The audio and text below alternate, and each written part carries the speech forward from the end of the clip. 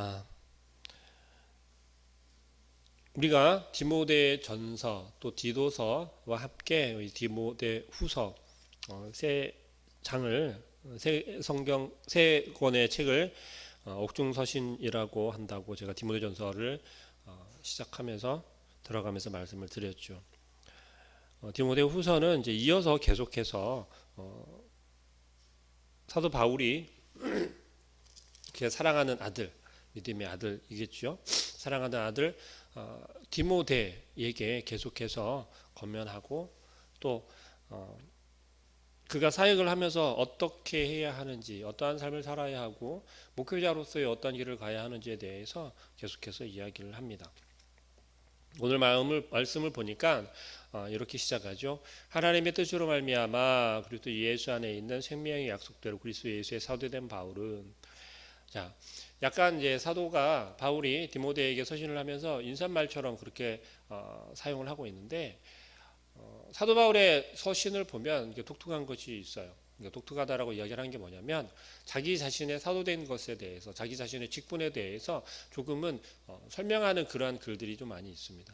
그 이유에 대해서는 우리가 알다시피 사도 바울은 그 사도직에 대해서 굉장히 공격을 많이 받아요.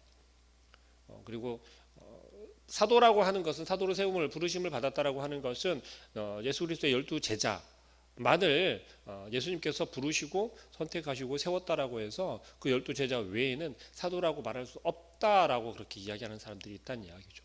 그것에 대해서 사도 바울이 계속해서 이야기를 하는 거예요. 그러니까 설명을 하는 거예요. 내 직분은 내가 하고 싶어서 내 마음대로 내가 사도 되었다라고 하는 것이 아니라 분명하게 예수 그리스도로부터 세움을 받았다라고 하는 것을 강력하게 어필을 하는 거죠.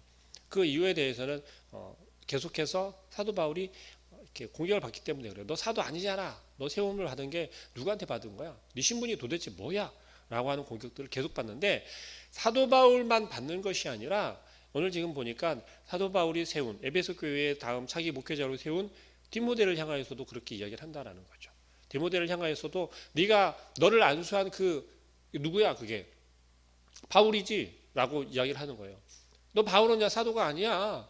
너 무슨 소리 하는 거야 라면서 디모데에게도 똑같이 그러한 공격을 한다라는 거예요. 그것에 대해서 사도 바울이 분명하게 다시 한번 이야기를 하는데, 너도 분명히 알고 나도 분명히 알거니와 내가 사도된 것은 무엇라는 거예요. 그리스도 예수로부터 사도로 부름을 받았다라는 거예요. 세움을 받았다라는 거예요. 이것은 굉장히 중요합니다. 왜냐하면 만약에 나 스스로가 아무런 출처가 없이 불분명하게 목회자가 되었고 내가 사도가 되어서 내가 전하고 내가 전하는 복음이 맞다라고 해서 회심을 시켰다라고 하면, 그러할 때 예수 그리스도가 없이 되었다라고, 예수 그리스도의 능력이 없이, 혹은 예수 그리스도의 세우심이 없이 복음이, 그 진리가 흔들리게 되어진다라는 거죠. 출처가 불분명하기 때문에 그렇게 될 수 있다라는 거예요. 그래서 그것을 통해서 복음 자체가, 진리 자체가 흔들리는 것에 대해서 이 사도 바울은 용납할 수가 없었던 거예요. 그렇기에 자기 자신 사도됨의 사도직을 받은 것에 대해서 사도 바울은 의식적으로 굉장히 어필을 많이 합니다. 디모데후서에 시작하면서도 마찬가지예요. 그래서 자기 자신의 신분, 내가 어떻게 되었는지, 그리고 디모데를 향하여서 너도 틀림없이 분명하게 신뢰하라는 거예요. 너도 흔들리지 말라는 거예요. 그렇게 인사를 하면서 서신을 시작을 합니다. 역시 지금 서신을 글을 쓰고 있는 사도 바울이 쓰고 있는 곳은 어디로 이야기를 할 수 있냐면, 내가 밤낮 간구하는 가운데 쉬지 않고 너를 생각하여 정결한 양심으로 조상적부터라고 하면서 디모데에 대해서 이야기를 해요. 이것은 사도 바울이 에베소 교회에 있을 때 디모데를 세울 때에 디모데를 잘 알고 있는 것을 우리가 알 수 있어요. 왜냐하면 디모데가 어떤 신앙의 계보를 통해서 그 신앙을 이어오고 디모데의 믿음이 드러나게 되었는지에 대해서 설명하고 있는 것이거든요. 우리가 잘 알지 못하는 사람에 대해서 그의 부모는 어떻고 그의 할머니는 어떻고 그의 신앙이 어떻고라고 이야기할 수 있습니까? 아니요. 그럴 수 없다라는 거죠. 그리고 무엇보다도 에베소 교회를 목회하게끔 세운 사도 바울이 디모데를 안수하기까지 디모데를 잘 양육되어 되어진 것을 기억하고 있었던 거예요. 디모데가 어떤 모습으로 신앙의 끈을 이어오고 있었는지를 분명히 알고 있었다라는 거죠. 그런데 이 디모데를 칭찬하는 것이 아니라 누구를 칭찬하고 있냐면 그의 조상이라고까지 이야기하면 뭐하겠지만 이 디모데의 부모를 또 할머니를 거론하면서 칭찬하고 있다라는 것이죠. 누구 쪽부터 되어졌냐? 라고 분명하게 이야기를 하고 있죠. 5절 말씀 보니까 그렇죠. 내 속에 거짓이 없는 믿음의 있음을 생각하라. 이 믿음은 먼저 내 외조모 로이스와 내 어머니 유니게 속에 있더니 내 속에도 있는 줄을 확신한다라고 이야기하는. 자, 여러분 불분명한 것에 대해서 여러분은 이렇게 누군가에게 디모데에게 지금 서신하고 있지만 결국은 이 서신이 어디에다가 이야기를 하는 거예요? 에베소 교회에 이야기를 하고 있는 거예요. 그렇다면 에베소 교회 성도들에게 사도 바울이 이 디모데의 출신 성분에 대해서 이 디모데의 믿음에 대해서 신앙에 대해서 확신한다라고 하는 것은 내가 보증한다라는 거예요. 무엇을요? 이 디모데에 대해서. 여러분은 누군가를 아무에게나 이렇게 보증을 서는 일이 쉬운 일입니까? 아니잖아요. 무엇보다도 이 교회를 향하여서 신앙의 보증을 한다라고 하는 것은 이게 그냥 함부로 할 수 있는 것이 아니다라는 사실입니다. 그럼에도 사도 바울은 지금 디모데를 향하여서 무엇을 하고 있습니까? 그것을 확신하고 있다라고 이야기를 하는 거예요. 결국 디모데는 하나님의 말씀으로 잘 양육되어졌다라고 하는 것을 이야기하고 있다는 사실입니다. 여러분들 마찬가지입니다. 우리도 우리의 자녀들을 어떻게 양육해야 되겠습니까? 지금 디모데 전후서를 통하여서 디도서까지 통칭해서 사도 바울이 에베소 교회에 디모데를 통하여 말하고 싶은 것은 이야기하고 싶은 것은 다른 게 아니에요. 이 하나님의 말씀이 흔들림이 없이 그들에게 잘 가르쳐지고 전하여지고 또 바른 교훈을 통하여서 그들이 잘 양육되어지기를 바라는 거예요. 그것이 이 에베소 교회가 단단하게 세워지는 길이기 때문에 그렇습니다. 거짓 가르침을 그러한 공격에 우리가 이겨낼 수 있고 그 진리가 흔들리지 않게 할 수 있는 길이기 때문에 그래요. 지금 이 땅의 교회들이 흔들리지 않고 그 믿음이 그 진리가 단단히 세워질 수 있는 것은 우리가 교회 안에서뿐만이 아니라 우리의 가정 가운데서부터도 시작이 되어지는 거다라는 것을 우리는 기억해야 할 줄로 믿습니다. 그래서 사도 바울은 에베소 교회를 떠나면서 이 디모데를 에베소 교회의 차기 목회자로 세우면서 또 그 이전에 이 사도 바울이 에베소 교회를 향하여서 얼마나 혈심을 내었고 또 얼마나 눈물로 그 교회를 단단하게 세워왔는지 그러한 것들을 우리는 이 디모데 전후서 또 디도서 이 서신을 통하여서 사도 바울의 마음을 우리는 조금이라도 생각할 수 있다라는 것입니다. 그러면서 디모데를 격려하고 있죠. 6절 말씀 볼까요? 그러므로 내가 나의 안수함으로 내 속에 있는 하나님의 은사를 다시 불릴듯 하게 위하여 너로 생각하게 하노니. 자, 이 이야기는 이 말씀은 결국 디모데가 하나님께서 주신 그 은사가 있다라는 거예요. 근데 그것이 무엇인지를 지난번에도 말씀드렸지만 분명하게 거론하고 있지는 않아요. 그러나 사도 바울은 그것을 분명히 보았고 알고 있다라는 거죠. 근데 지금 이 디모데에게 이 이야기를 하는 이유는 무엇일까요? 자, 여러분의 신앙에 조금은 침체기 혹은 어려움을 당할 때 어떤 권면을 받으십니까? 너 그러지 말고 돌이켜야 돼, 더 엎드려야 돼라고 권면을 받은 적이 많이 있지 않으세요? 분명하게 너가 조금 놓치고 있는 것이 있을 거야. 그런데 지금 에베소 교회가 당면한 그 문제들 속에서 디모데가 어찌할 바를 모르고 분명히 고민하고 있다라는 것을 사도 바울이 분명히 알았어요. 이 디모데가 고민하고 있는 것은 또 에베소 교회 문제들에 대해서는 앞에 다 말씀을 드렸지만 디모데가 궁극적으로 당면에 있는 것은 무엇이냐면 나는 젊은 목회자이고 내 말이 에베소 교회 성도들에게 잘 전하여지고 또 설득력이 있어야 되고 능력이 있어져야 되고 또 말하는 것에 대해서 권위가 있어야 됐어요. 그런데 우리 그렇지 않습니까? 젊은 목회자가 앞에 있다면 어때요? 뭐 설교를 좀 청중해서 들는다 하더라도 내려와서 목양하는 그 과정 가운데에서 이야기하는 것들에 대해서 어떤 생각들을 합니까? 아직 젊은 목사니까 잘 몰라서 그래 라고 생각할 수 있지 않습니까? 그런 경우들을 왕왕 본다라는 이야기죠. 디모데가 지금 당면한 문제 중에 하나가 바로 거기에 있었어요. 젊은 목회자이기 때문에 그 말의 권위가 잘 드러나지 못하는 상황이 되어졌다라는 거예요. 그러면서 디모데 스스로도 그렇게 생각을 하는 거예요. 어린내가 이야기를 하는 것이, 어린내가 가르친다라고 하는 것이 조금은 이때 당시 문화에서는 조금은 이렇게 힘이 없는 것처럼 또 그럴 수밖에 없는 상황이었다라는 거죠. 그것에 대해서 지금 사도 바울이 디모데에게 이야기를 하는 거예요. 너는 분명하게 하나님께서 주신 은사가 있다. 내가 안수할 때 너 분명하게 내가 느꼈고 내가 알고 있다. 그 은사가 무엇이냐? 너가 알고 있지 않느냐? 하나님을 의지하라는 거예요. 하나님의 말씀을 의지하라는 거예요. 너의 모습을 통하여서 너가 가진 그것을 그 모습을 통하여서 가르치려 하지 말고 성경 말씀에서 하나님이 주시는 그 말씀을 통해서 네가 본을 보이고 너가 말과 행동이 틀림이 없고 그러한 사랑으로 보이면 그 사랑으로 드러내면 너의 말에 당연하게 권위가 생기고 너의 말에 능력이 생기고 너의 말이 힘이 실리게 되어 있다는 것을 다시 한번 권면하고 있다는 겁니다.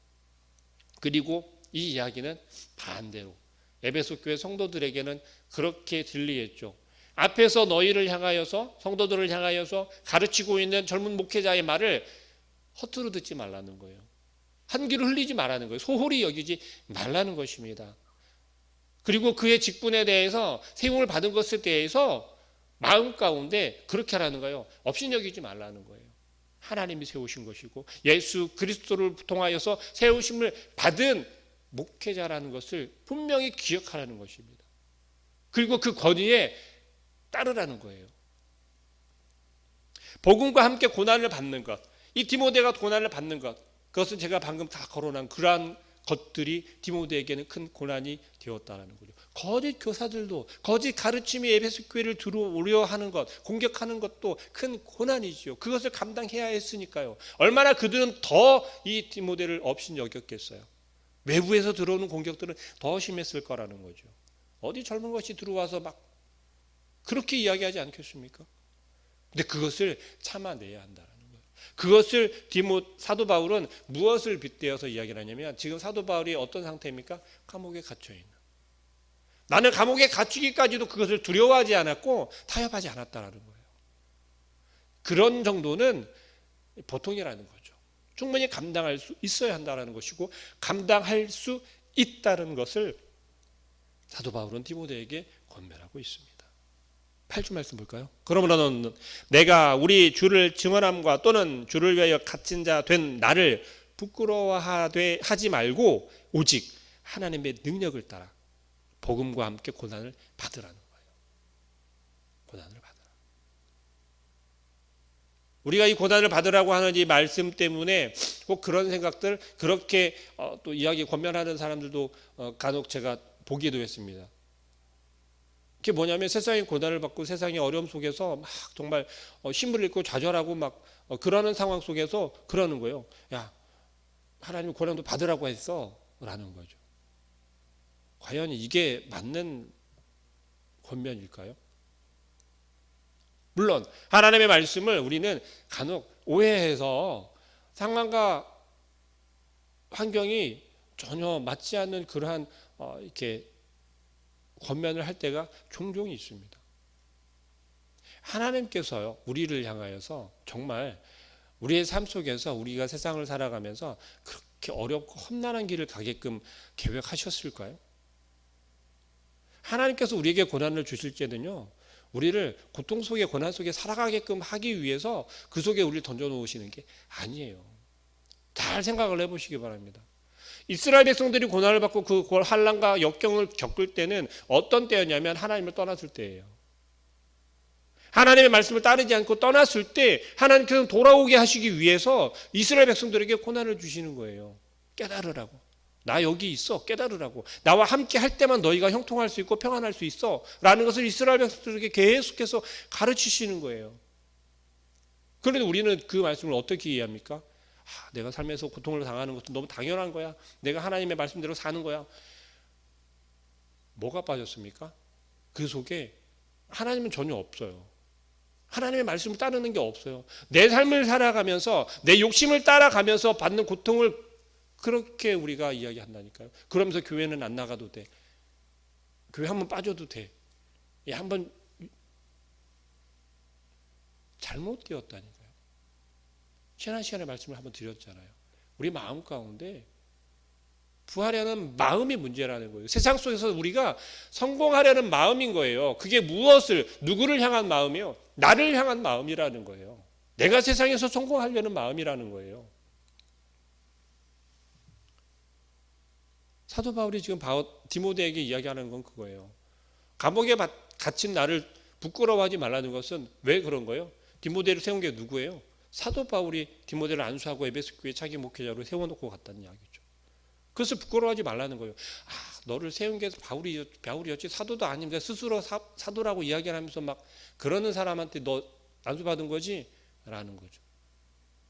그것에 대해서 전혀 부끄러워하지 말라는 거예요. 왜요? 나는 분명하게 예수 그리스도로 사도됨을 받았다라는 거예요. 내가 사도가 되겠습니다 한 것이 아니라 예수 그리스도가 그 바울을 만나고 회심시키고 변화시켜서 세웠다라는 거예요. 그리고 사용한다라는 거죠. 그것을 부끄러워하지 말고 또 복음과 함께 받는 고난이에요. 우리 오해하시면 안 돼요. 복음과 함께 받는 고난이라는 것은 하나님의 말씀을 따라 나아가며 받는 고난인 거예요. 하나님의 말씀을 순종하는 그 삶 가운데 받는 고난을 이야기하는 거예요. 그리고 그 맞닥뜨려진 그 전투에서 그 싸움에서 우리는 뒤로 물러서지 말라는 것입니다. 그런데 우리는 잘못된 생각들을 하죠. 우리의 마음 가운데 우리의 생각이 자꾸만 앞서면 안 된다라는 사실을 우리는 기억해야 할 줄로 믿습니다. 그리고 이어서 계속 이야기하는 것은 그거예요. 하나님이 우리를 구원하사 거룩하신 소명으로 부르심은 9절 말씀입니다. 우리의 행위대로 하심이 아니요. 분명하게 이야기하지 않습니까? 우리의 행위대로 하는 것이 아니고 오직 자기의 뜻과 하나님 말씀 예수 그리스도의 뜻과 영원 전부터 그리스도 예수 안에서 우리에게 주신 은혜대로 하심이라는 거예요. 하나님께서는 이 땅을 창조하시기 이미 오래 전부터 여러분 한 사람 한 사람을 계획하셨다라는 거예요. 사실 이 말씀들이 이 한 구절에서만 나오는 것이 아니라 성경 전체에서 우리에게 말씀하고 있는 것이 이 사실인 거예요. 영원 전부터 이미 계획하신 하나님의 계획 가운데 저와 여러분이 있다라는 사실이에요. 너무 놀라운 사실 아닙니까? 왜 우리는 그것을 인정하지 않을까요? 왜 우리는 그것을 그 하나님의 말씀을 믿지 않을까요? 우리가 교만하기 때문에 그래요. 우리가 다 아는 것처럼 우리가 세상을 다 아는 것처럼 하나님의 말씀을 다 아는 것처럼 교만하기 때문에 그래요. 우리의 마음 가운데 우리의 생각이 하나님의 말씀을 뛰어넘으려 하기 때문에 그렇다는 거예요. 하나님의 말씀 우리가 다 이해했다고 오만한 생각을 하기 때문에 그렇다는 거예요. 교만은 뭐라고 했습니까? 사망으로 가는 지름길이라고 이야기를 합니다. 복음이라고 하는 것, 복음, 예수 그리스도의 우리에게 나타내시고 드러내심, 그것을 통하여서 우리는 어떻게 될 수 있는 거예요? 하나님의 말씀을, 하나님의 이름을, 하나님의 영광을 드러낼 수 있다는 겁니다. 그 복음과 함께 하는 것이 우리가 당하는 고난, 이제 복음과 함께 할 때 우리의 삶 전체에 걸쳐서 전반적인 전체에 걸쳐서 우리가 당하는 그 고난, 그것은 단 하나여야 돼요. 그것이 무엇이냐면 하나님의 말씀 가운데로 나아갈 수 없게 되어지는 것. 그것이 우리가 싸울 고난이라는 거예요. 우리가 싸울 싸움이라는 거예요. 우리의 삶 전체가 그러한 싸움이 되어져야 하는 게 맞다라는 거예요. 왜요? 하나님과 동행하는 삶, 예수 그리스도와 함께하는 삶을 산다면 우리의 삶에서 하나님의 말씀이 빠질 수 없다라는 것이죠. 결국 그렇게 되어질 때 우리의 삶이 하나님께 드려지고 하나님의 영광을 나타내고 드러내는 삶이 된다라는 거예요. 그것을 방해하는 그 어떤 것도 그것은 우리가 타협할 수 없는 것이고 우리가 계속해서 고난을 당하는 게 될 것이고 그것이 선한 싸움을 하게 되는 것이 될 거라는 겁니다. 사도 바울은 디모데에게 지금 이야기를 하는 건 그거예요. 근데 우리에게 이야기하는 것은 이제 우리의 삶 전체의 전반적인 우리의 삶에 대해서 삶을 통칭해서 이야기하게 된다는 거죠. 왜요? 우리의 삶이 하나님의 말씀을 떠나서는 살 수 없기 때문에 그렇습니다. 그런데 우리는 하나님의 말씀을 떠나서도 잘 살죠. 너무 잘 살죠. 하나님의 말씀 없이도 우리는 너무 성공할 수 있을 것 같고 또 그렇게 되어지는 것처럼 보이죠. 그러나 이제 깨닫게 된다는 거죠. 어떤 것을요? 말씀드린 것처럼 어느 날 갑자기 망했다라고, 어느 날 갑자기 모든 걸 다 잃었다고, 희망을 잃었다고 우리는 그런 이야기를 하게 되죠. 왜 그렇습니까? 시작부터 잘못된 거잖아요. 하나님의 말씀 없이 하나님과 함께한 것이 아니라 내 욕심만 쫓아서 계속해서 나아갔던 거죠. 그러니 우리가 싸움할 것도 없고 우리가 또 고난 받을 것도 없었죠. 이제 우리는 깨달아야 한다는 거예요. 무엇을 깨달아야 합니까? 우리를 부르신 분이 누구인지를 우리가 세움을 받은 것이 누구로부터인지를 분명하게 알아야 한다는 거예요. 그리고 그것을 믿는 믿음으로 하나님 앞에 서야 돼요. 하나님 앞에 선다는 것은 우리의 삶을 통해서 하나님 앞에 서는 거예요. 믿는 사람으로, 그리스도인으로. 그럴 때 우리가 하나님과 함께 동행하는 삶이 되어지고 예수 그리스도와 함께 걸어가는 삶이 되어지는 거예요.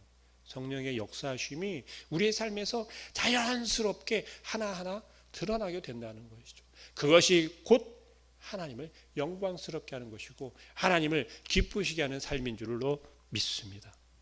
오늘 하루의 삶이 우리에게 동일하게 각각 다르게 주어진 것이 아니라 통일하게 주어진 삶이에요. 그런데 각자의 삶의 환경이 다르죠. 왜 그렇습니까? 하나님께서 이 모양대로 기뻐하시기 위해서, 또 하나님께서 이 모양으로 즐거워하시기 위해서, 또 이 모양으로 영광 받으시기 위해서 우리에게 한 사람 한 사람에게 각 모양대로, 환경대로 또 삶의 터전을 허락하신 줄로 믿습니다. 그런 하루가, 오늘 하루가 그런 하루가 되어질 수 있기를, 또 그 삶 속에서 좀 힘들더라도, 고통스럽더라도, 혹은 우리가 감당할 수 없을 것처럼 여겨진다 하더라도 한 발자국 멈추어서 한번 주님의 말씀을 떠올려 보시길 바랍니다.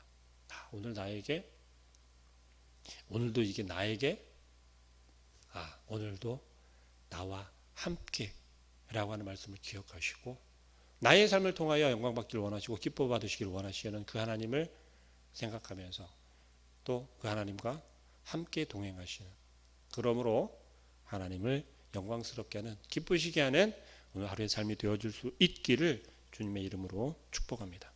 기도하겠습니다. 사랑하는